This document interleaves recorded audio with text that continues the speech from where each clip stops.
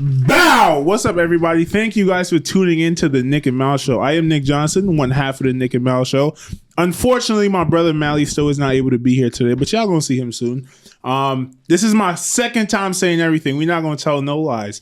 Preach, the man who runs the studio, right? We sit down the pod, and this dude doesn't start the fucking audio. I'm known for that too, man. That's not a good thing if you own the studio and you don't start the recording. I mean, you do this shit every week though, so you're afforded one or two fuck ups. Yeah, that's true. That's fair. Thank you, man. I appreciate that. It's okay.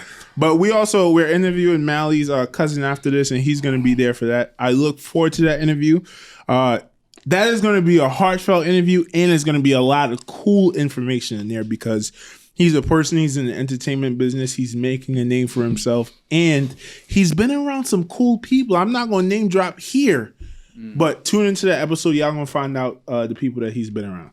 With that being said, first of all, I want to give two quick shout outs to, because people know me and Mal. This is our show, and you know what I mean? We're the faces of it. But two people I want to shout out is Bala. Bala's been in a few episodes. All you guys should know him, unless you're a first time listener. Shout out to Bala. And he holds it down for us. He does all of our video works, even with Four Stooges. So Bala, we appreciate you. And also Coop, he does all of the editing for us. And I think shout out Coop. What he's doing for us now could help take our show to the next level. With that being said, I'm here with two special individuals. Number one, we got Kadeki Kelly in the building. Yeah. This is a Lincoln alumni, right? So not only does Lincoln have the most championships in the PSAL in football and basketball, but y'all also have the most appearances on the Nick and Mal Show. This is the third Lincoln alumni we got. Lidvac was here last week. Oh, Paul was here. And my boy Javon Toledon, he's a soca artist, but he was actually Isaiah Whitehead's backup at point guard or shooting guard. I'm not sure where Isaiah played. When Isaiah Whitehead played. I feel like I know who you're talking about. What's his name? Toledon. He's a tall fella. Did you go to school with Isaiah Whitehead? Yeah, I was there. So yeah, you probably seen him around. I don't know if he was there for too long. Right. Probably but not. Yeah, and we're actually about to drop that interview today. That's crazy. Boom. And also, we got the man who owns the studio. Like, listen, the person that makes this possible every single week. What you laughing at? Because the man who gets yelled at every week. That's what I was about to say. Listen, man. Us and Preach, we have a weird relationship, right? No, we don't. We have a great relationship. A great relationship, but it's weird because it's like we're business partners. Yeah. But Preach is also a very cool dude. I appreciate that. Thank you. And I would say we've definitely had our fair share of disagreements, of course, in the time we've been here. But I think we've always kept it respectfully, 100%. And in times like that, when things get a little touchy and you realize, okay, we're gonna keep the respect, he's gonna keep the respect. It does help that relationship grow a little bit. It's actually like, I mean, we've had that with other clients as well, and you know, like sometimes it doesn't get registered, and sometimes it does. And I think like I said, I don't take anything personal, bro. So for us, like, it's nothing for me. Like, I sleep well. So and I think I'm pretty sure y'all doing y'all thing too. I tell y'all that all the time, man, for real. And not only that, I think your needs are met when we have those discussions, and our needs are met, so it makes it better. Yeah, 100%. I try to work with everybody in terms of like I'm not one of these guys that's like trying to rape like these cats and trying to get as much as possible. Like, you know, I think the resume speaks for itself as far as like what we've done and tried to help clients and if they're really truly talented and really trying to do their thing. Like, we've shown that respect to everybody, but really, like, we support whoever comes in here who's really trying to do it, and y'all definitely really trying to do it. Y'all are here consistently. Y'all are here releasing extra content. Like, people always ask me, what's the stuff y'all need to do, and y'all are doing it. So kudos to y'all, man, for real. You appreciate you, and as you said, and we're not going to touch much on it today because you are going to have your own interview on the Nick and Mal Show. Man, I feel. Come on, Sal, you knew that. So when that time comes and Mal is here, we're really going to break down your thing. But you're an OG in the podcast game. I guess I don't even label it like that. I guess I would. I never like those type of labels just because it just comes with a certain like I don't ever want to be like we're the first to do this, the first to do that. But we were definitely early in it. I want to just say in like probably the urban market, we were like that. We were the spot, but we're 10 years. This is like, it's weird right now. So. I was just telling you, we actually had a conversation with Weezy. Shout out to Weezy and Mandy. Yeah. Mandy, they're one of the most successful podcasts in the urban world, right? I mean, one of the most successful podcasts, period. And we had a consultation with her, and you can tell she was seasoned, giving us so much game, and it's like, we need to implement this. But their podcast actually started here. Absolutely, yeah. And then we did their first ever live show in the city, and that was a big success. And I'm not surprised at where they are. Like, we called it. We said, "Yo, y'all gonna be huge," and here they are. Like, they are huge. So. What did you see in them at that point? Because I'm sure that was even early in the podcast. Yeah, like it was. What I saw in them is, one, they had the personality, so they were very just like, I could just tell like they weren't afraid of the mic, meaning like they weren't just talking into a mic. And it's not a knock on anybody, but sometimes people feel like they just come in and talk in a mic and that's a show. Where with them, like they had the personality, they had great chemistry. They didn't always agree on everything, and they also weren't afraid to make themselves vulnerable. And especially that's especially harder for women, because especially if you're bringing up, how many bodies you got and what you're willing to do sexually and so on and so forth.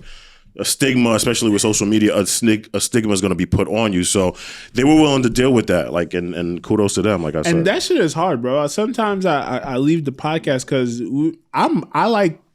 And I don't just do it for the podcast. This is how I am. We be having conversations before. I like talking about shit that's not easy to talk about, and sometimes my take is going to be hot. Right? And sometimes I leave here and I'm like, damn, I really put myself out there because I probably didn't really believe that. You know what I mean? Yeah, that's a fact. And it makes you feel shitty because it's like, damn, I'm putting shit out there that might be deemed hateful, that might be deemed disrespectful. Right. But now that's out there. Yeah, and you have to be. And I told somebody else this, like, and I'm glad you actually know that. Like, and I know some of your point of views can stir the pot, but as long as you're willing to like die on that cross, and you're willing to stand by your point of view, like, then good. You know what I'm saying? Because as it's more successful, and that goes for anybody, as more successful as you get, more people are gonna.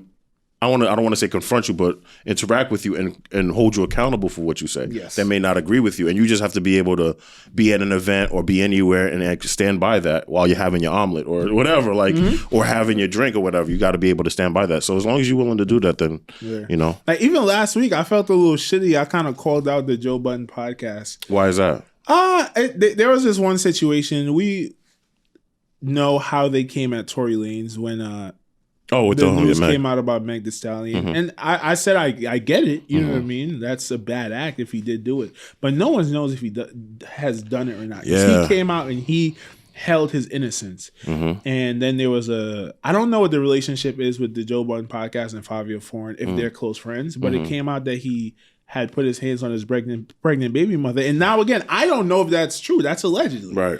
But they didn't say anything. Joe brought it up.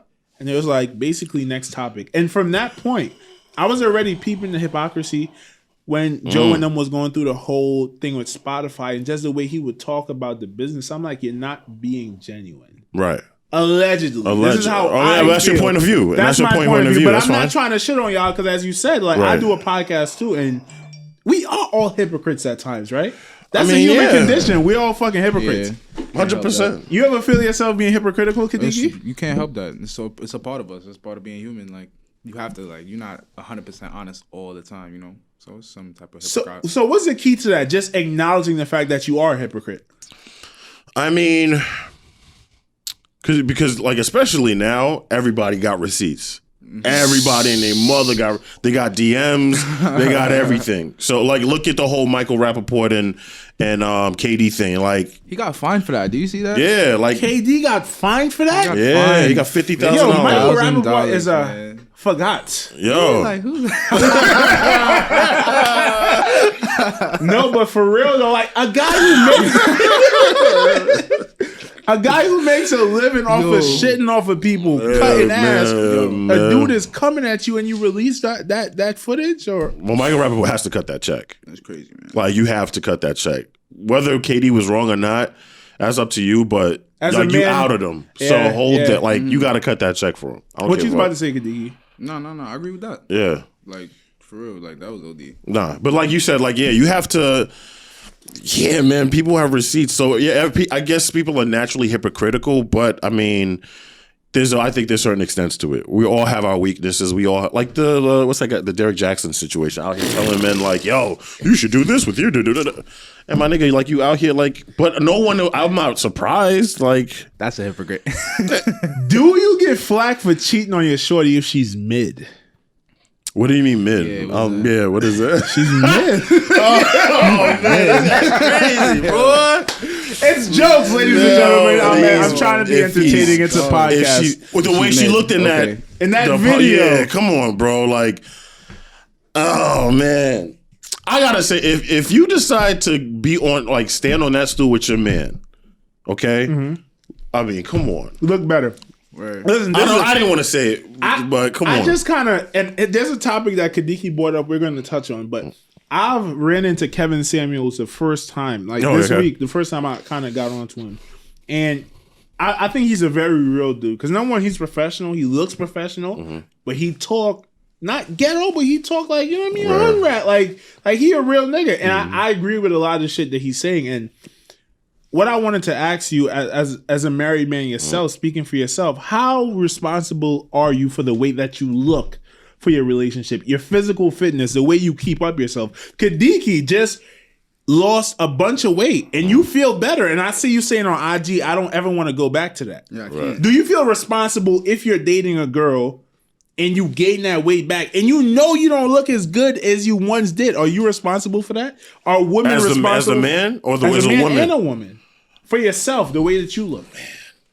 That's on you. That's on you. Yeah, you're responsible for that. It would feel like it would be both parts responsible, but it's really on you, bro. Like, that was my fault for letting myself go like that. But I can't do that again. You feel me? So, it's different now. But if you're with somebody, if you're with your girl, or if you're married or whatever, you feel like your wife or your girl is responsible for... For me? Yeah. Nah, you're responsible for yourself. Okay. That's what I feel. You're responsible for the way that you look and how you upkeep yourself. As far as like... Listen, man. And that's not to say it's a fat hard thing. When you married, though, it's different because you got to eat what they eat. Look, you got to do what they do. You got to go where they go. Listen, at the end of the day, like, you have to make certain suggestions, okay? And it's been problematic, but saying certain suggestions, you don't. For instance, the whole like, oh, how do I look in this dress situation, right? You telling her the truth? If she looks bad, you telling her the truth or no? No, I am. You telling the truth? Yeah. How would you tell her?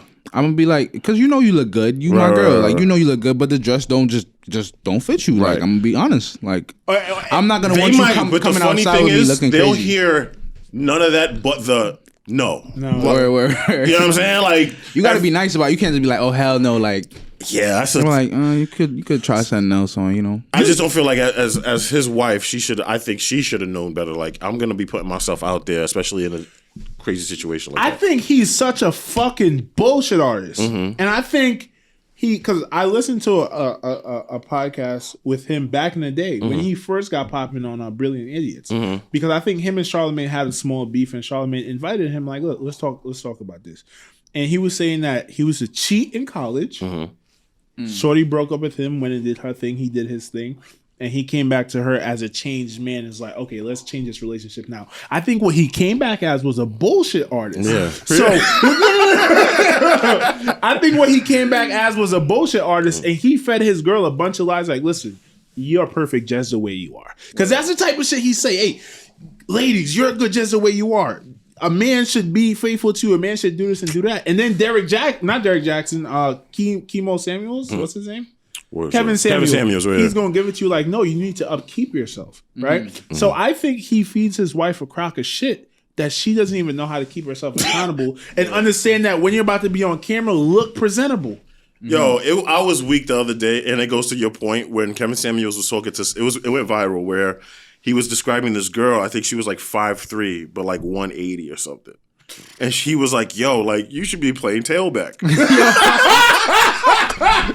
I feel like I've seen that. Yo, he was like, yo, you're epic. You should be filling gaps. Yo, he said, yo, you need to go through the A gap right now. Like, I was weak. Yo. But I don't know if she was complaining about why she was single or whatever, but sometimes that needs to be said. It may not be nice. It may be offensive. Nah, you can't say that, bro. Yeah, He's wild. But he's doing it because he's fitting a personality. Right. Certain content, but there's certain ways you can tell your girl, like, listen, hey, or you have to also try to do it where it could be displayed jointly, like, oh, we're gonna work out together, or we take walks together. How would you bring that up? How would you bring that conversation up if you see, like, you know, wifey getting a little overweight and you want to, like, say, man, what you gonna say?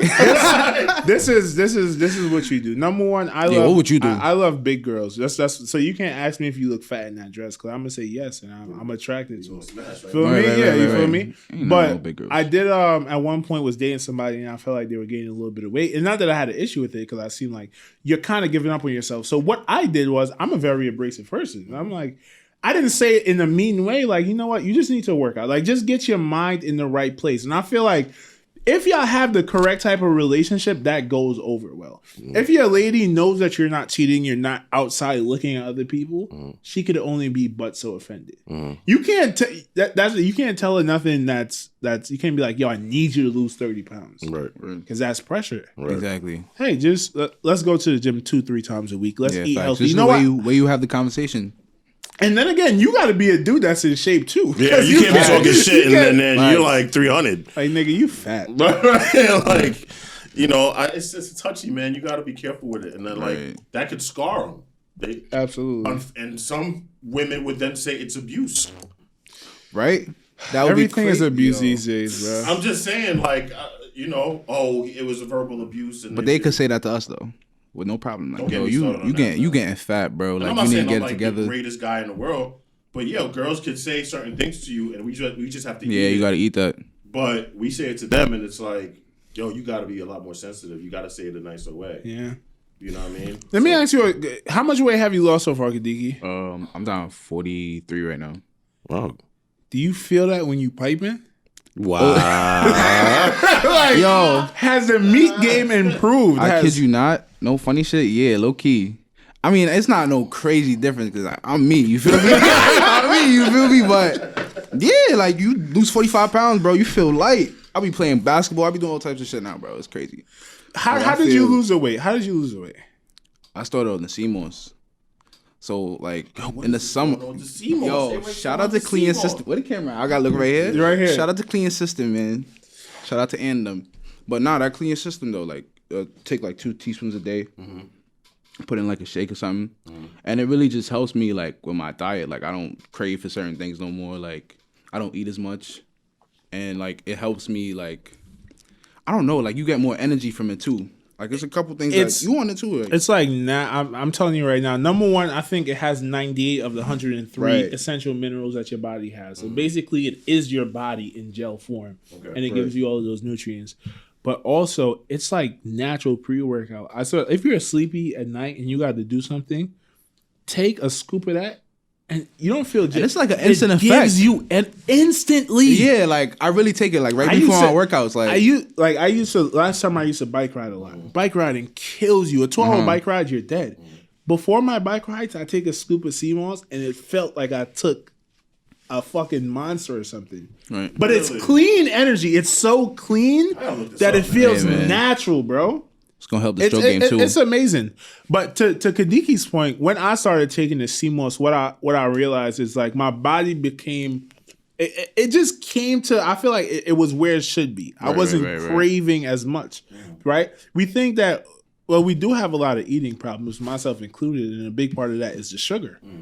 I think the CMOS kind of helps cut the sugar cravings a little bit. You don't find like you want soda and like, soda, bread, and all this stuff. Right. You're able just to, I don't know, bro. I hope I'm not gassing it. I hope it's not all in my mind. Because when I did order my first order, I felt like, okay, I could start my diet today. Right. I literally got it and like, okay, I'm starting today because I got my little superpower in a jar. Right. But you also played football too, though. Right. Yeah. Where it's like promoted where you have to eat. Or I don't know if that's and I think that's what messed me up too. That's what happens. You eat like a fucking animal. We was going crazy in the cast. Especially in camp. Yeah.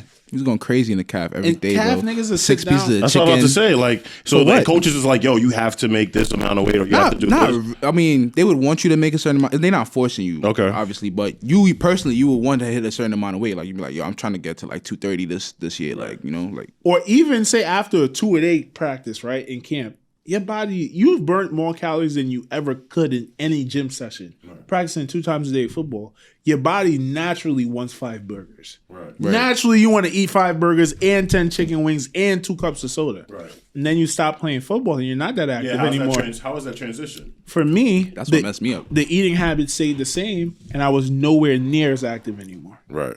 And I gained no cap. I gained like close to 80 pounds just outside playing football. The only thing that kind of saved me is that I was this size before. Mm-hmm. So I don't feel like completely I was like 310 before. Mm-hmm. But my last time playing football, I probably was like 240 pounds. Wow. Yeah. Well, and that was the same that's what happened to you as well. When I got to Utica, I got there, I was 210 by my like I would say my freshman year. After my freshman year, mm-hmm. I was like 230, mm-hmm. and then I left. And when I came home, I was like 250. And then this summer, I was 275, bro. Crazy. Like, so it just kept adding up because my diet never changed. I was always eating like a football player. Like, I never stopped. And it would be crazy. I would eat late at night. You know, we always do that, bro. But it would be different because we was working out, so it would burn off. But nah. But now when you're not as active as when you you're were not before, as active, you're it's just different. gaining that weight. This is how I knew I was in trouble when I stopped playing football. It probably was like a week after I got kicked off the football team. My girlfriend at the time, she bought a bag of bagels. I'm like, I don't want that bagels. Just throw it in the cupboard or some shit like that. Mm-hmm. And I'm like, okay, I'm on a diet right now. You feel me? I'm about to get down to like 200. Mm-hmm. It's like 11 at night. I'm like, damn, I gotta go get one of those bagels, bruh. Put butter on that motherfucker. 11 at night. End up eating 5 bagels. You know how niggas be high? 5 bagels, bro? Yeah, that's crazy. But you know how niggas be high, though. I eat a lot when I'm high. So I'm like, damn, you in trouble, bro. And that's one thing, too. Like, I still smoke the same amount of weed, but I'm not eating. I don't have the munchies no more. Right. At all. Well, I think you're also rewiring your brain to not look for food for pleasure. There's also, but you said the sea moss as well. But it really it just does. I don't crave for certain stuff I used to crave for, bro. I gotta try the sea moss out. You get it on Amazon? You get it on Amazon or we'll send you. Send you the link and you can order. Right now they have a deal. I think 2 for $30. So all right, perfect. All right, dude. You can order it up. Yes. Say that. So Kadeki to start this is how I wanted to start the podcast. Kadeki brought to my attention that Daniel Briogli, aka Bhad Bhabie, oh man, just turned 18 yesterday, right? And she actually opened up an OnlyFans, right? And I think we can all admit, I think she was introduced to the world when she was 13. She was a little girl when she was 13. Nothing really attractive about her. At 15. Bhad Bhabie was a self-admitted bad baby. You feel me? Like, yo, I'm not going to lie. Listen, legally, I will never, she's too young. She's illegal. Everybody could agree that she was a baddie when she was 15 and 16. I'm sorry. She was developed. I will say she was developed. She was well developed. She was on her way. She was developed. I will also say this: she's the only ghetto white girl that's actually attractive. You know that type, the ghetto white girl that's you know what I mean? Wait. I know. She's the first one that's actually attractive. But do y'all not agree? I preach. How old are you? You're like 40. No, I'm not 40. I'm in my 30s. I'm 30 something. But I'm not 40. Thank God. Yeah, close. Close. Yeah, we getting there. We getting there. Do you think she's attractive? I think she's attractive. Yeah. I think she's attractive. Yeah, she's 18 now. You could speak. Now that she's 18. But I don't know. That's still a little weird though. Yeah. That's still like, I don't know if I could do that, bro. But I will say, like, I'm 24. If it was, you could. Yeah. I'll dip in that. Come on, tomorrow. Come on now. But here's not yesterday, but tomorrow. You know what's weird though? Because like, are you West Indian as well? Yeah. All right. So in the West Indian culture though, if you look at the age difference of parents back in the day, like it was crazy. Let's not talk about it. Let's not even. Immediate family, 30, 15 might have got with a lady at 15, and now that gentleman is in his 50s, and him and that lady have been married ever since. Yeah. So it wasn't just like I've a predatory thing. It was like, oh, bro, really fell in love with a 15-year-old, and now she's his wife with kids and all of that stuff. Yeah. So That's a good. I know. Yeah, I've seen situations like that, and I don't know. I always man. say it's different from an R. Kelly, who is in his 30s, in his 40s, Right. preying he's a on predator. 15, 14, No, 16-year-old girls. That's just weirdomville. And I think it's still wrong today. Obviously, I wouldn't do that. I don't think any of us would do that. But I think a lot of people put a blind eye to how common that actually was. Oh yeah, it was very common back in the day. Like Jerry Lewis was like that. His cousin. I think he married his cousin who was like 14 or 13 at the time. Like it was weirdo Crazy. shit. But yeah, like I'm pretty sure it was a lot more normal back in the day. Now, like I said, it just looks weird though. Yeah. Very weird. It just looks weird. But I ask you before I'm sorry to interrupt. If it was the inverse, would it be weird? Like, so the thing is cougars, and what if they date 20-something-year-olds? 40-year-olds who's dating 20-something-year-olds? I don't think it's an issue at all. Nobody cares. No one Like, gives a care about fuck that. about matter of men. fact, they clap it up. Word. Listen, bro, Joe Rogan has a joke where he says he would kill Harvey Weinstein if she tried to have if he tried to have sex with his young daughter or even of age daughter for a movie role. But Harvina Weinstein trying to fuck his son for a movie role? Nigga, do you want a Bentley or not? Do you want a Bentley or not? And people laughed, I bet. It's a joke. It's a joke.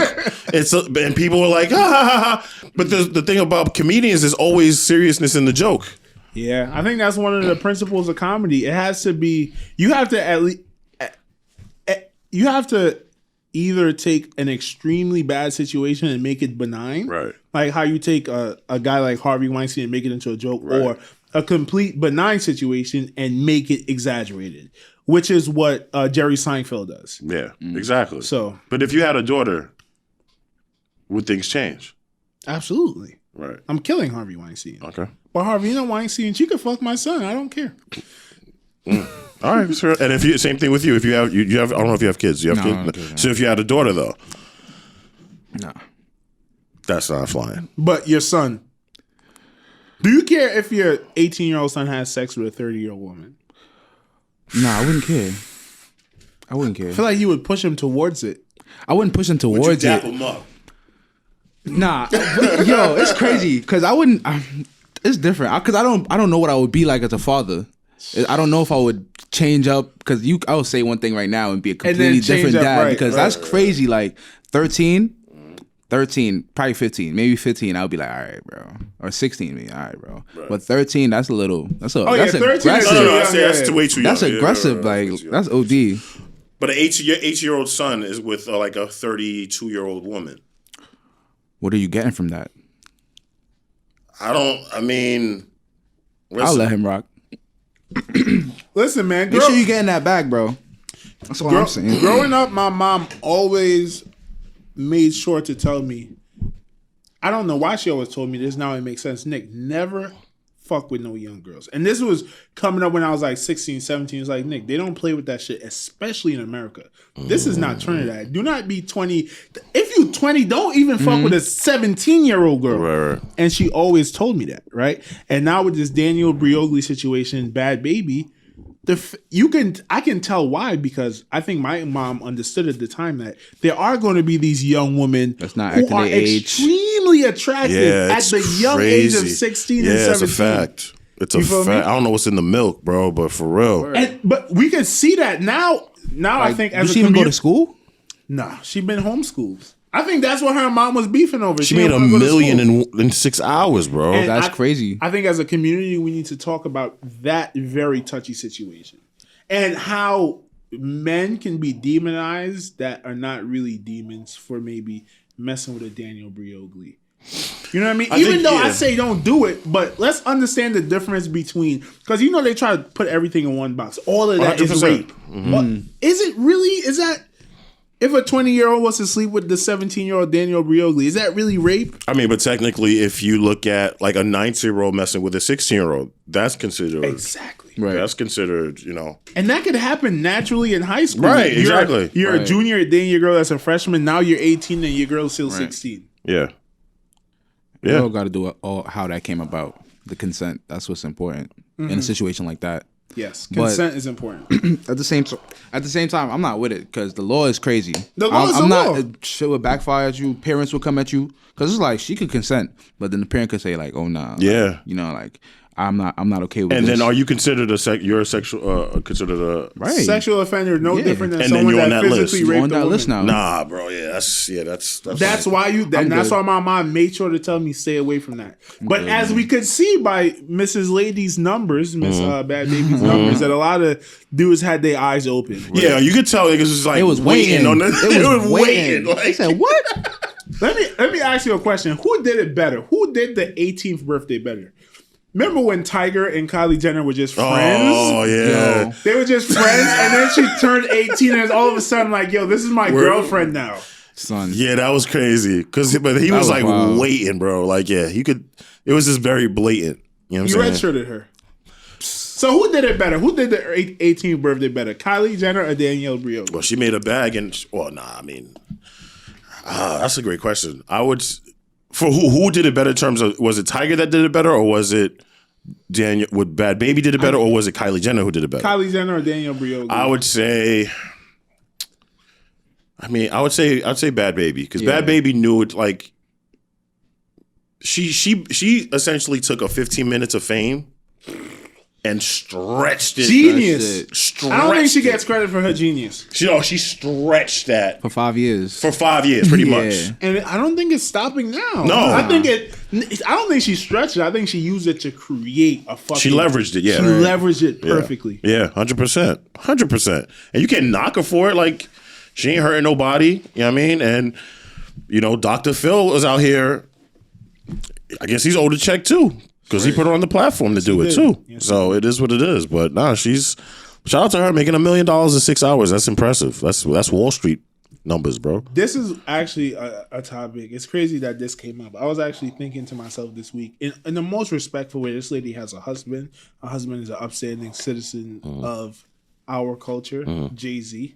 I was saying, what if Miss Beyonce Knowles Carter was to open an OnlyFans? What would the state of the... If Danielle Briogli could make $1 million in 6 hours, what is Beyonce doing on OnlyFans? Assuming that her and her husband agree to this in the most respectful way, putting out the type of content that she decides to put out in the most respectful way, what type of bag is Beyonce garnering? Can I add something else to that too? Go ahead. What's the age difference between Beyonce and Jay-Z? It's a big one. Yeah, it's I think like 10 Beyonce years. is probably like more than- 50. It's more? It's more than that. Jay-Z is in his 50s. Beyonce She's like is still 30 in her something. mid-30s. Yeah. So, and they started dating when she was pretty young. But nobody ever. It's amazing to be like, oh, that's a black power couple, which they are, and nobody. I'm not knocking it. Like, kudos to them. That's a pretty wide gap, bro. But Jay-Z was smart. I I think he understood that these girls out here Damn, be he out got here. 21 years on her. 21 years. Nah, I'm tweaking. No, I don't know if it's 21. Yes, that's crazy. By the way, She's 39 and he's 51. So 12 years? Yeah, 12. Okay. okay. That's not... 12 years, her senior. So that's a When did they meet, 30-year-old. though? A 30-year-old hollering at Bad Baby. Mm-hmm. Somebody doing that now, somebody be like, yo, that's a little creepish, bro. Word. Somebody be like, yo, that's a little creepish. But But then all you gotta say is, nigga, Jay-Z Nigga, did it, Beyonce. so can I. Right. That's the new Beyonce. facts. Bad Baby is a new Beyonce? If Beyonce did though open up, she could do 10 million easily. I think she would have to own the company. I think she would make so much money that the company would be like, listen, She just buy it. listen. This is what's gonna happen. All these other bitches that's on this shit, you getting half of their money, and you getting 50% of the company, and you do whatever you want to do with it. And we just need one piece of content every week, even if it's just a little netted bra that you could kind of see the nipple. That's all you need from Beyonce to break the bank, bro. Yo. Nah, she'd probably have to have equity in OnlyFans to even try to even think about doing it. and it'd have to be worth. They're already billionaires though. So how much would I think it's a lot of niggas that would be willing to be homeless? Because I think Beyonce would probably ask for like $1,500 per subscription. Somebody, and you know niggas what? Would be like, they spend their last. I don't need somewhere to live. Who needs rent? Who needs rent this month? Who wants to pay rent?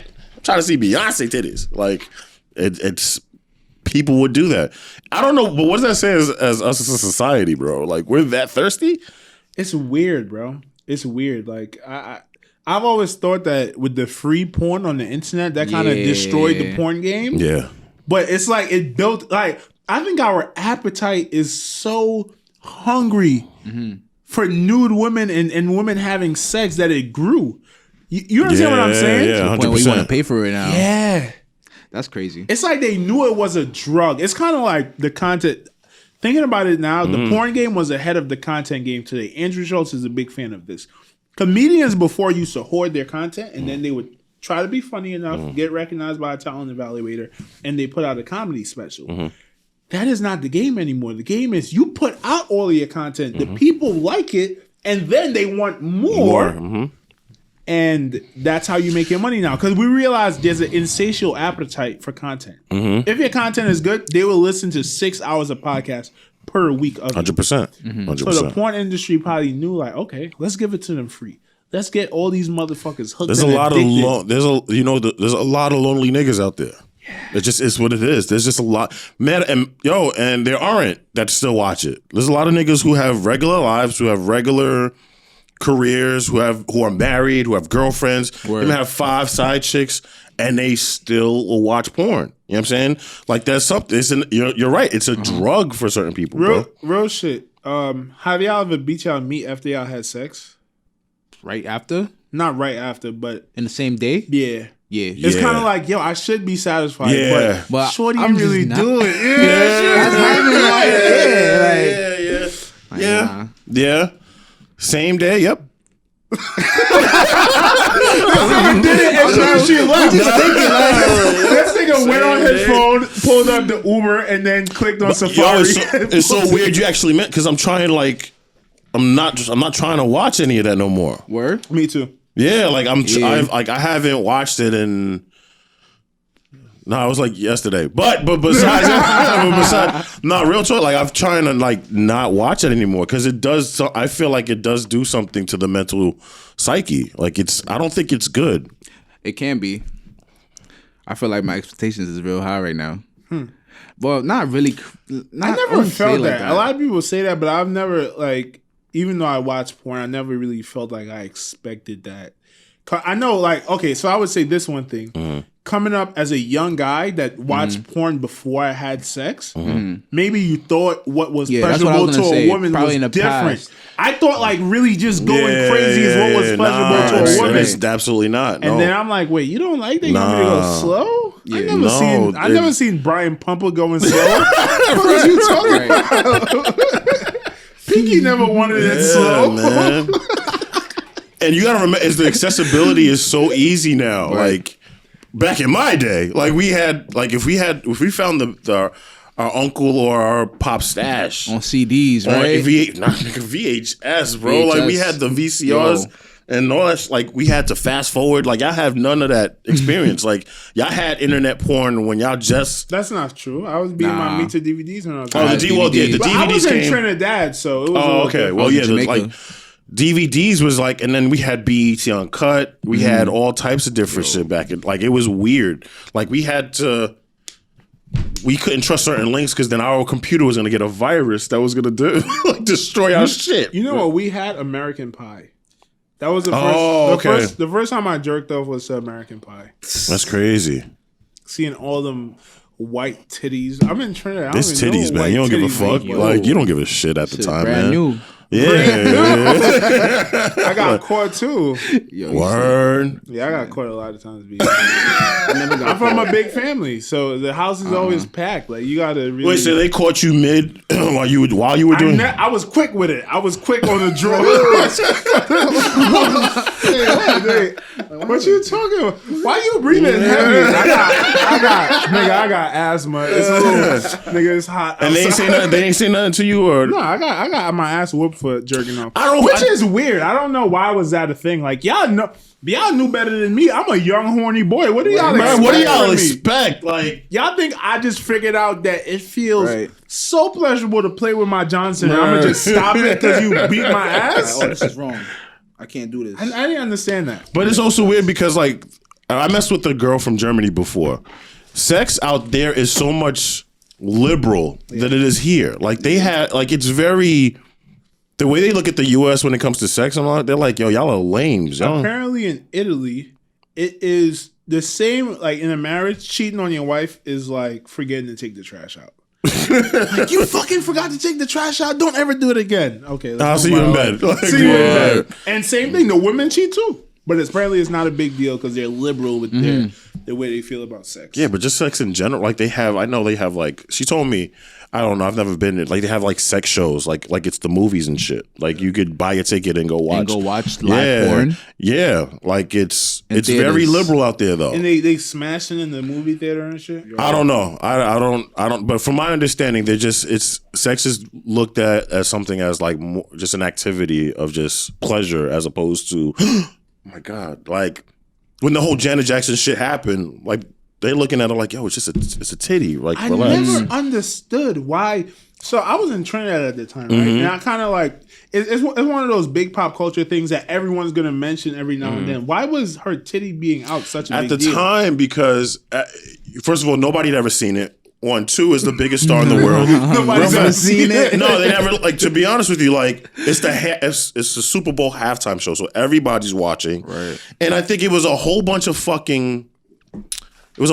like soccer moms in their homes that were outraged because their kids was watching, not knowing that their kids is dead ass watching porn on the low, and it's like religious freaks and conservative people and things of that nature, like, oh my God, calling CBS like, yo, like canceled. They canceled. It was ridiculous. What do they expect? So who did they want canceled for that? Did they want the artist canceled? Did they want the NFL canceled? I don't know. Like they just want. I don't know what they wanted. They wanted an apology. I remember Janet Jackson had to make an apology, but Justin really didn't have to. But it was all bullshit. The same thing with the whole. If you look at people now that talk about the whole Bill Clinton situation, they talk about it now. Like, he just got his dick sucked in the office. I still don't get it. Monica Lewinsky, I was just like doing some research on this other. She came out and said, "I love the nigga. Right. I wanted to give him the Molly Wop. Like, what is the issue?" And but at the time, it was just like, it's a president getting head in the. Oh my God, and people were losing their fucking mind. I think he fucked up though. He lied. I think he should have came out like Andrew Cuomo. He's married. Like, what do you want to fuck that? You should have came out like Andrew Cuomo, like how Cuomo came out with these allegations. Like, listen, man, sometimes I'm inappropriate, but I've learned my lesson now, and we're gonna move forward. And I think you couldn't say nothing to Bill Clinton if he came out. Can I ask a question though? Like, has shooting your shot now become inappropriate? I think so. Wow. Okay. With the Andrew, and I'm not trying to be insensitive to any of those. And me neither. I'm not. I understand. I know people who have been victims of rape and assault and all that. That's serious shit. That's serious shit. There's a lot of women that we know closely that would never speak about it, but they were also victims of sexual assault. But I also do have a problem with everything being put in this one bag. Mm-hmm. And that's why I don't get. So my thing is like, I was even speaking to this one really liberal nurse, and she was like, I think it's bullshit. And this is coming from a feminist woman who's a fucking nurse, right? I think it's bullshit. And it's because he's asking a girl that he works with about relationships. Hey, do you have a boyfriend? Have you ever been with an older guy? Is that a little bit inappropriate? Would I do that? No, I wouldn't. Mm-hmm. Have I seen men do that and it worked? Yes. And this is my thing. Something has to be sexual assault based on the action and not the reaction by the lady. Right. If all the shit that Andrew Cuomo did, if it was accepted by the woman, it's not an issue. Right. And everything that he's done has been done by other men, and it's been accepted by women, and it's not an issue. Right. A man walks up to you like, yo, what's up? You got a man? What's up? What you trying to do? If he was better looking, it wouldn't have been a problem. I think he's also single. Right. He's a good looking guy. No, I'm not saying. But I'm saying. I'm not Forget saying good looking. I mean, I'm just saying like if it was a different caliber If she was man, attracted to him. if she was attracted to him, it wouldn't be no problem. Right. And that I think I came up with that. That is the one criteria for sexual assault, rape, or not. It cannot be based on the reaction of the female. Mm-hmm. If you walk up to a girl and you grab her in a violent way, it doesn't matter how it reacts. That is a wrong act that you just committed. Mm-hmm. Right. But if you flirt with a girl and you say something a little spicy, either you've been denied, walk away like a man. Yeah, but that's not sexual. That's not. I sexual also do harassment. think some men don't know how to do that. They don't know how to take the L. But that's the issue. Yeah, that's the issue. Like certain men don't know how to handle rejection. Like, all right, you shot your shot. She said no. All right, keep it pushing. Keep it pushing. Some guys are like, no, especially powerful men. Like when they get told no, they're not used to that. Right. Yeah. This was my thing about the Andrew Cuomo situation. I think not knowing how to say no. We always hear about these rich and famous men getting charged with these sexual harassments and even borderline sexual assaults, right? And I kind of figured out what it is. At that stage, you're kind of like a woman. As a rich, famous guy, you're kind of like a woman in the sense that most people that you run into want to have sex with you. Right. Yeah. Right? When Lil Baby or Drake walks into a party, 99% of the women in there want to fuck him. So he's thinking like a woman, like, oh, I could just throw myself at anybody and it's going to be free game. They're gonna be with it. That's a fact. So you lose context clues. Drake doesn't have to worry about the girl who he's flirting with wanting to fuck him. He already assumes she does. Right. So he's not looking for context clues anymore. Right. And I think when you run into that one lady who might be in a faithful relationship or is just not into that, that's when they get in trouble. Right, and I also think that some women all leverage it too. Like, and I'm not calling the accusers people who are money hungry, but I think there are instances where, I think there was like a football player who was falsely accused of rape. He lost his whole career because somebody said, "Oh, he raped me." I think there's instances where, let's use a Drake, where I know it's so easy for him to get pussy. I could just easily say like, "Yeah, we fucked," and I was down with it, and all I have to do is accuse him. And then it's like, oh, and then I'm going to sue him for $10 million. And then another woman be like, yo, I fucked him too, but he's getting, damn, how much is it to settle? Let me go on.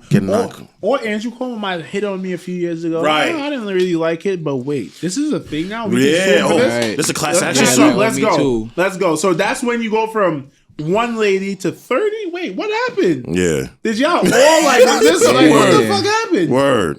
You feel me? What y'all think about the DeShaun Watson situation, though? I don't know. I like how everybody was like, ugh. He innocent for now. Innocent until proven guilty. Right. I'm going to say this right now. Two things, and a little bit of blame goes to DeShaun Jackson.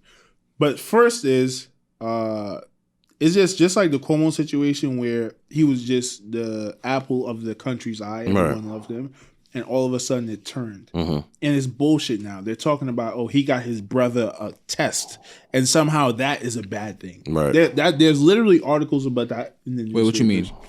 They said during the coronavirus pandemic, he got his brother who had COVID and his family test. This is when tests were scarce. Right. But now they're saying like, yo, you can't do that. Who is your family? Right. Nigga, if I'm the fucking governor, at least my family can get is an early test.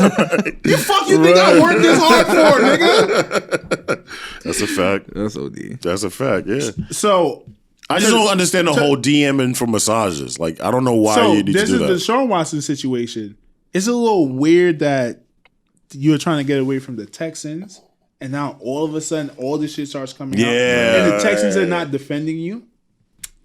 But let's say that the accusers are completely different. I would say this. DeShaun Watson has to know as a guy in that situation, you can't put yourself in that situation.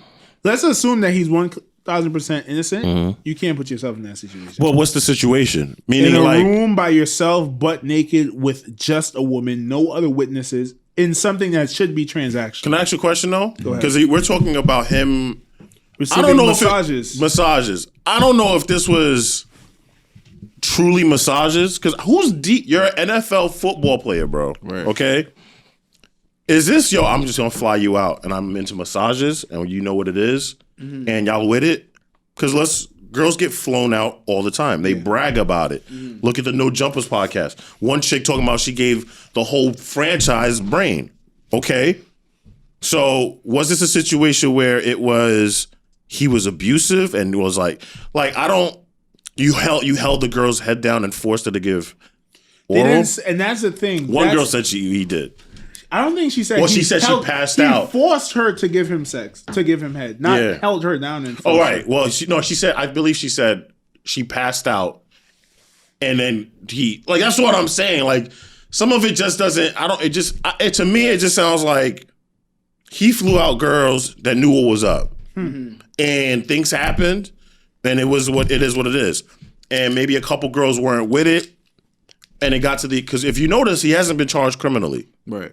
Well, I don't know because he has not been not one bit. All civil suits, which means they are looking for a bag, and if you're abused, you should look for a bag. If a rich motherfucker accuses you, you should look for a bag. But why no criminal charges? Right. That's my question.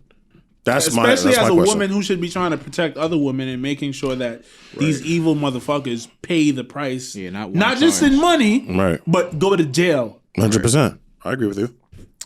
But I think once again, just the context clues, just like I think what may have happened is there was one massage therapist, being a young man who, bro, it's crazy. I don't know how it is to be that rich and famous. Like a big part of men, everything we do is for vagina, is to attract other women. Word. And when you get to a point where you feel like most women are attracted to you, I feel like you get into weird shit. So I feel like there might have been one girl who was massaging him and she was with it on some sexy shit that you see in the pornos. You know what I mean? Start whacking him off. He smashed and he's like, oh, I like that. So now let me present myself as someone wanting a massage. Okay. And I'm sexy. I'm DeShaun Watson. These girls know who I am. Right. She make $20,000 a year. She won it. Right. And then you start running into ladies that. Oh no! I'm only here to give you a massage. Yeah, and you're like, wait, put your dick away, DeShaun. What are you doing? That's a good point. Yeah. I know you're a Texan, but there's not going to be any cowboy going on here. Nah, that's a fact. And it's like it's tough because when it's thrown at you at a ridiculous. Chris Rock said it best. You're as attractive as your options. Yes. If you have crazy options, what do you like? You may misunderstand certain signs, and all of a sudden it's like, I didn't mean to rape you. Like it just, I thought it like it's crazy. You know, but once again though, and we're men, right? And I'll say this: we're very sensitive when it comes to men being falsely accused of sexual assault and stuff because we know it happens, but by no means are we trying to be insensitive to any woman if they have actually been taken advantage of. No. Because we as men, I would speak for all of us in this room, we think those type of men are pieces of shit and they should rot under the jail 100%. If they're actually physically abusing women. 100%. Right. Can we touch on the Derek Chauvin trial? Sure. And I actually want to refer to it as a justice for George Floyd's trial. Fuck Derek Chauvin. Number one, what are y'all thoughts on that situation? I know it's been kind of a while. I'll have him start. Well, my thoughts right now, I don't know. Like, I haven't really been paying attention to the case, honestly. So I don't really know much about what's really going on right now. But I really hope it goes in our favor, though. What was your first reaction when you heard or you seen the video online that George Floyd was killed? That was crazy, bro. That was crazy. It's like, and it's crazy because what stood out to me, the only thing that I know about the case so far is that the time that his knee was on his neck is actually longer than what they presented. I think it's that was crazy. It's like, bro, it was reported at 8:43, and I think it's 9:23. That's crazy. That was vicious, man. That was just murder. Like, I'm surprised that he even made bail. Like, there's a lot of things that went down that I'm not okay with, but.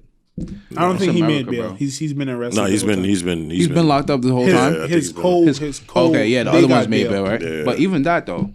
Yeah. Nah. Like when it first initially happened, I'm not. It's sad to say I wasn't necessarily surprised about it. I think this one was just so blatant. Right. Thank God for video though, because it's amazing. Like if you hear a certain report and you just see it, you hear it in text and audio. I'm not saying it lightens up the situation, but you don't take it as seriously. So, and then they could finagle words or finagle situations where he was aggressive, so we had to do it, whatever. Right. But when you actually see the video, more like the Ray Rice situation, right? Ray Rice, when the report came out, Ray Rice abused his wife at the time. Yes, people said it was bad, and he was suspended 1 game or whatever.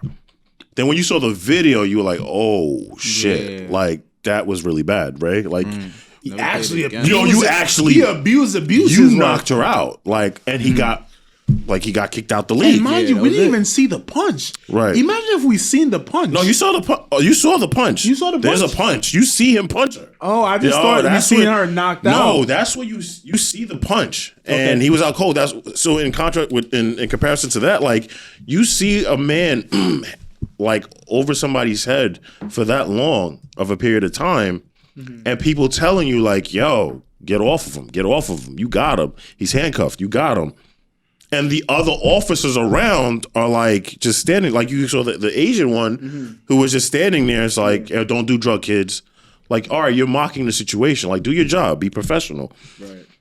It's one of the rare, like, few cases where you've seen all the witnesses on the stand, and they're like, "Yo, he was wrong." Like, there was a detective on the stand yesterday. It was like, "I would not have done that." Like, no, like that was bad. Like, it was extreme. There was the MMA fighter who was there, who had said like that's a blood choke, I believe, that's a bloody choke or something. Yeah, like blood choke, and they tried to intimidate him, and he had no problem standing his ground and saying like, "Yeah, I called him a coward and all types of words or whatever."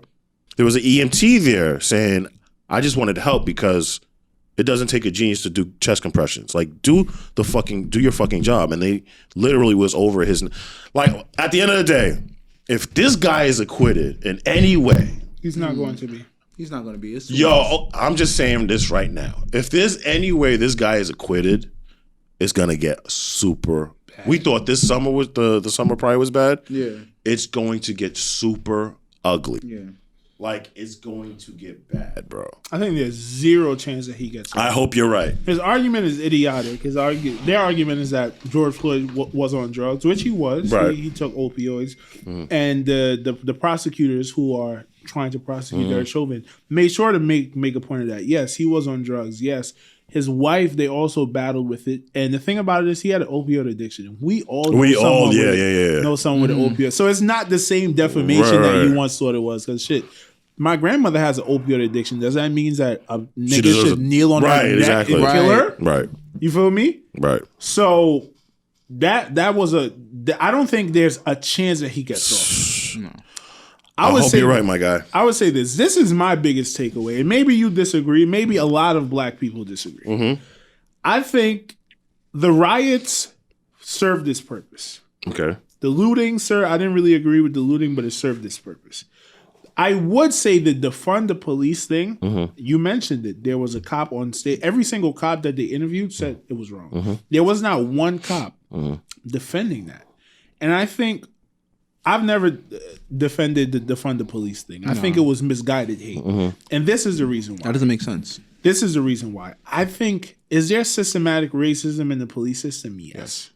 Is there a lot of issues dating back to how the cops were started in the South, which was to police newly freed slaves? Yes, that still exists today. That's 2-3 people ago. People live to be 100. Yeah. That's 2-3 people ago. That still exists, right? Is there fraud in the banking system? Yes. Is there corruption in the political system? Yes. But for the most part, it's functional, and we don't say get rid of our political system because it operates the way it should for the most part. Our banking system operates the way it should for the most part.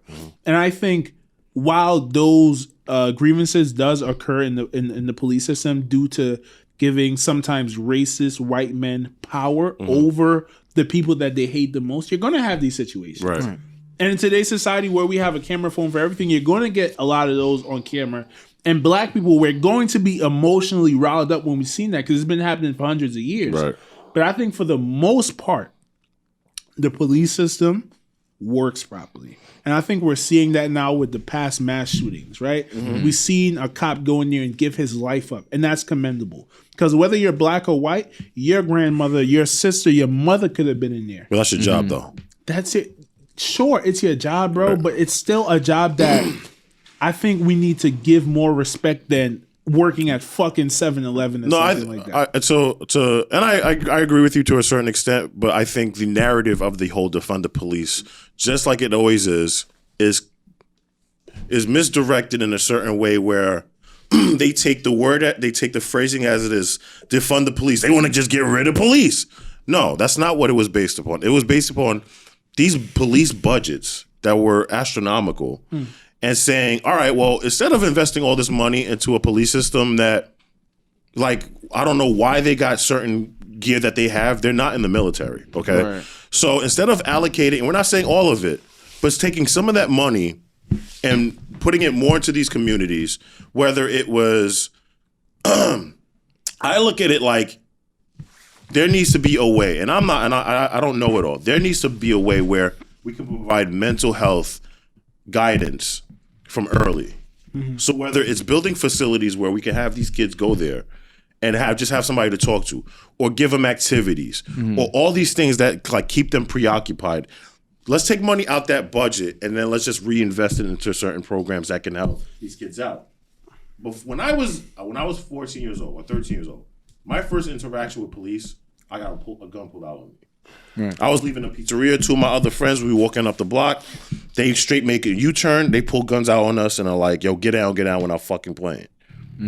This is like, that was my first initial thing with my interaction with police officers. So I have, right off the bat, my view is a little bit different than other people. You know what I'm saying? And ever since then, like, I've had issues, whether it was being pulled over. I got arrested 3 weeks ago, bro. You know what I'm saying? I got arrested 3 weeks ago because I had my license I had on me was suspended. No, not suspended. It expired. And they were mailing me my new one. I didn't have my new one. I had the temporary one. I just didn't have it on me. So instead of just giving me a ticket, I got arrested. And then I knew the game. Like, okay, you're going to drag this out till your shift is over. So you're going to write this report. Right. I'm going to have to sit in this cell. I knew it, dog. When I got to Is that what they do? When I got to the precinct, he started taking off his tie. And then he untucked his shirt. He was getting hella comfortable. So I was like, oh, I'm going to be here for... Yo, you've been doing that paperwork for 3 hours. Yo, that's a fact. I got arrested I got into custody like at 1:30 in the morning. I didn't leave till 6 a.m. It's crazy. And I was like, yo, y'all can knock this out. I knew you could knock this out. That makes a lot of sense now because those arraignment processes do take very long. Right. I never knew. It makes sense now. You don't want to go back on the street. Yeah, exactly. Let's drag this motherfucker. He was like, yeah, we gonna drag this out, whatever you mean. And then I'm like, I know you probably were searching for it. Mind you, I've had great cops who would be like, yo, just take care of this. Go home, take care of this. I've had cops who gave me a ticket and then like, yo, do this, bring this to court. They'll get rid of it. Mm-hmm. So I'm not... In no way am I painting a broad brush and saying all cops are bad, but there's this sorority and fraternity among the police departments where it's like their own kids. They can do no wrong. Like there had to have been something going on. Cops are great people. Some cops are not good. It's just that a fact. Yes. Like it just is what it is. Right. So, like I said, I agree with some of your points. Let me touch on something you said. I think the fact of defund the police, we touched on that. I did agree with that. Right. Because not even nothing against the police. Y'all don't have to deal with taking care of someone who's just tripping mentally. I don't have that experience, right? Let's give that budget to another department. They take care of it. What are we doing about homelessness? Like that's a huge issue right now. However, when I speak about defund the police, I'm speaking about the actual feeling towards the cops. Because we know what it meant if you do your research. But we know a lot of people that was out there rioting and looting, they were not thinking about it from the technical standpoint. Which is true. They was thinking about like, fuck the police. Fuck these niggas. We don't need these niggas. And from that perspective, I think it was a little bit misguided. And not misguided in a way where I'm holding anyone accountable. Because as a black person, it's fucking emotional. Yeah. Like, you've seen that George Floyd shit. It is emotional. Facts. To watch a man nonchalantly kneel on this man's neck for 9 minutes. And it's like, wait, what? And people telling him like, "Yo, get off of him, bro." And he doesn't even facial expression. Never he was just like nothing was going. He's like, "Yo, he's chill about it." Like the paramedic that came said he felt for his pulse. Told Mr. Chauvin, he can't move. Right? He doesn't have a pulse. Stayed on his neck for another minute and a half. That's crazy. So let's get past even resisting. The nigga is medically dead right now. Right. Why the fuck are you still on his neck? Right. Are you scared he hops up and runs away with handcuffs behind his neck, passed out? And your two partners over here. So can I ask you a question then? Go ahead. What's the difference between that situation and Eric Gardner? I think Eric Gardner was less. It was less. horrible. I think if you was to judge the evil act it was, it probably was a lot less. I think in terms of, you mean as far as the cops are concerned? Yeah. I don't know if that's wrong to say, but I watched Eric Gardner video. They did exert too much power. They did, you know what I mean? Right. Do a little bit too much. But I think the Derek Chauvin situation, not taking anything away from that situation, I think the Derek Chauvin situation was the epitome of evil. Right. I think it was the epitome of evil, and I think that's where the difference is coming. So they have to get to the epitome of evil for us to be like, for that, like, I don't want somebody I want somebody who doesn't who's just evil to be held accountable. Right. That's the problem. The Eric Gardner killer should have been held accountable, and he was fired. And that's the problem I have. Like, when he was fired, cops were all up in arms. Like, oh, it's so hard for us to do our job now. Oh, my God. You just got to choke a big white guy out sometimes. So you mean we can't choke him now? What is this? No, bro. Like, no. And I'm not trying to diminish. Took away lynching? Now you're taking away choking? What is going on? What are we supposed to do with the necks? Like, kneel on them. But that's my point. Like, you gotta be able to call us. Like, it was wrong. Wrong is wrong, bro. And then, unions of law enforcement unions are very fucking strong. Very fucking. They will stand by no matter what. Whether there's video, body cameras, doesn't matter. Which is okay, I get that. I get it. There's like the law system, just like there's going to be a lawyer defending that guy that walked into the supermarket and shot. I don't even know why there needs to be a trial. Nigga, you killed 10 people. Right. Just go sit in the cell. Right. We'll bring you food every day for the next 100 years, however long you live, and let's move on with our lives. I think I think it is actually getting better. I think there was a point where, I forget what the commissioner's name, he's no longer there. He was there for a little bit. I think his name was O'Neill, where he believed in community policing, where, I know the officers in the neighborhood. Yeah. You know what I'm saying? Like, they're walking around, they may not be, chopping it up with you, but I always just found it weird. Like, I'm in a predominantly black neighborhood. I know none of the officers there. Nobody. They don't look nothing like me. I know they're not from... That's the biggest problem. They're from Long Island. They're from... that Wantagh, Massapequa, they're not part of people that just can't relate. Yeah, they're not part of that community, so they're basing us off of what they see in the media and what they hear in NBC News and ABC News and the stories in Brownsville and what happens in the Bronx. The media, we know how powerful the media is. So now they just come in, they just they're coming with a certain mind state, and that's why. Especially in the last couple of political years, right? We've been looking at the media, and the black people felt like the media was our friend. Especially with Donald Trump, how he used to shit on the media. It's like, no, CNN is our friend. No, they help perpetuate the negative stereotypes of black people too. Because they all do it. This is exactly where these motherfuckers is getting the information from. They all do it. Let me ask y'all this question: what's up with elevators and violence? That's a good question. For real. It's not a laughing matter, but that's hilarious. Last topic. Let's get into this. So we seen Quavo and Sweetie. What were they fighting over? Call of Duty. Always the elevator, though, right? Always the fucking. I figured it out. Right. In back to our caveman days, if you were to see a lion coming, I think what happens is your brain starts working crazy and a lot of blood rushes to your brain, right? And when blood rushes to your brain, you get a fight or flight response, right? And if you see a lion, you're most likely going to flight instead of fight. And when you're on an elevator and that bitch is coming down, a bunch of blood probably rush to your head, and you in the elevator with somebody that you love, and you get that fight or flight feeling, you can't flight because you're in the elevator, so you decide to fight. I just make that shit up. I'm trying to process it. I heard a lion, I heard an elevator, and I heard of a flight. I don't know what's going on. But think about it though. Yeah, I know. Solange beat up a billionaire. Right. That wasn't even cheating on her. People applauded her. He must have done something. He must have done something. He probably deserved it. Ray Rice. That's one. I would say this. Let's go to Saweetie and Quavo first. Okay. What were they fighting over? I don't know what. I want to know what's in that bag. That bag looked like something from Warzone. Whose bag was it? Was it his bag? Was it her bag? I don't know. I don't know who bag it was. She did swing on him. Yeah. That's what I'm saying. She threw the bag at him. No, she was like him, and she swung at him too. And she swung at him. And then now Quavo gets. Once again, I'm not trying to. Yeah, I had this girl ask me if it was assault, and I'm like, it was no assault there. I'm like, come on, like. What? But those are the same women applauding Solange when she was trying to whoop Jay-Z's ass, though. Right. I think everyone could. It was actually quite romantic. I think that little stuff. I think you can see magic moment. You can see these people really love each other by the way they hate each other. You can't hate somebody that much unless you love them. I don't know about that. I think there was something romantic about that. I think there was something. Well, they no longer together. There was something romantic about Solange beating up Jay-Z. I was like, yo, you really love your sister that much that you're willing to beat up a billionaire. That's okay. Now I see it. I kind of see your point. And the Ray Rice one was the only one that had no romance. No, that was a cold cock right in the face, and she was out. What do you guys think she said to him though? It doesn't matter. I don't know, but it don't matter. But what do you think could get him to that level? I don't know.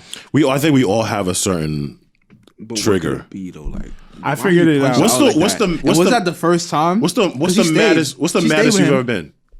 The maddest I've ever been. What's ever gotten you to same thing to you? Cheating. That probably would get me. No, I'm talking about in real. Like, have you ever been like? Oh yeah, I've been cheated on. Yeah, that got me pretty bad. I punched the elevator like this past summer. I was you punched the elevator, bro. Fucking elevators, bro. Yeah, man, I was in the elevator. I ain't punched her though. It's crazy, right? Good thing. It wasn't something she said, or is this an argument? It just triggered me, bro. It was just like, what the fuck? Women do that, man. I had to get out of there. I like breaking shit. Yeah, I like breaking your property. That's toxic. I'm working on myself. I will never ever put my hands on a woman. Yeah, I can't do that. That comes from me as my past seeing women's in my family getting hurt by men, and that's just something. I don't even care if a woman comes at me with a knife. I would probably just run. I would never put my hands on a woman. Right. But I think what Ray Rice's girlfriend said to him was, you know Ray Lewis killed that dude, right? Ladies and gentlemen, it's a Nick and Mal show. We gotta get out of here. Ever told on a nigga? No. Ever squeezed the trigger? Yep. Ever set a nigga up? No. Ever helped a brother out when he was down?